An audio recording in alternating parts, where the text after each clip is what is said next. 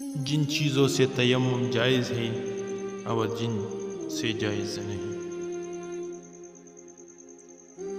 تو سنیں، مٹی یا مٹی کی قسم سے جو چیز ہو اس سے تیمم جائز ہے، اور جو مٹی کی قسم سے نہ ہو اس سے جائز نہیں۔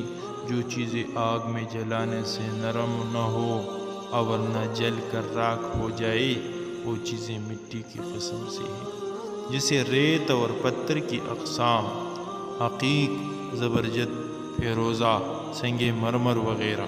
اور جو چیزیں آگ میں جلانے سے نرم ہو جائے یا جل کر راکھ ہو جائے وہ مٹی کی قسم سے نہیں، جیسے کپڑا، لکڑی وغیرہ جل کر راکھ ہو جاتے ہیں، اور سونا، چاندی وغیرہ کی جلنے سے نرم ہو جاتی ہے، ان سے تیمم جائز نہیں۔ جو چیزیں مٹی کی قسم سے نہ ہو اگر ان پر غبار ہو تو اس سے بوجہ اس غبار کے تیمم جائز ہے، جیسے کپڑے یا لکڑی یا سونے چاندی وغیرہ پر ہو تو ان سے تیمم جائز ہے۔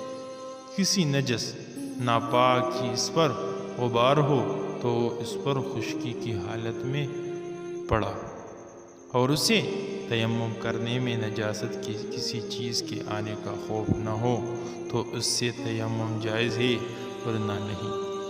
اگر نجاست کے آنے کا خوف ہو تو جائز نہیں۔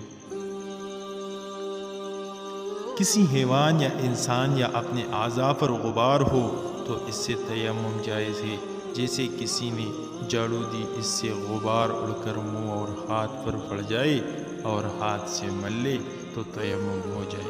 اگر کوئی ایسی چیز جس سے تیمم جائز نہیں مٹی وغیرہ کے ساتھ مل جائے تو غالب کا اعتبار ہوگا۔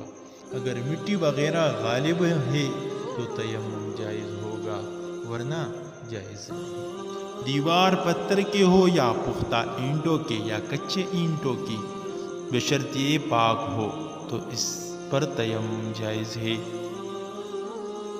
تیمم کا احکام: جن چیزوں کے لیے وضو فرض ہے ان کے لیے وضو کا تیمم بھی فرض ہے، اور جن کے لیے وضو واجب ہے ان کے لیے وضو کا تیمم بھی واجب ہے، اور جن کے لیے وضو سنت یا مستحب ہے تو ان کے لیے وضو کا تیمم بھی سنت یا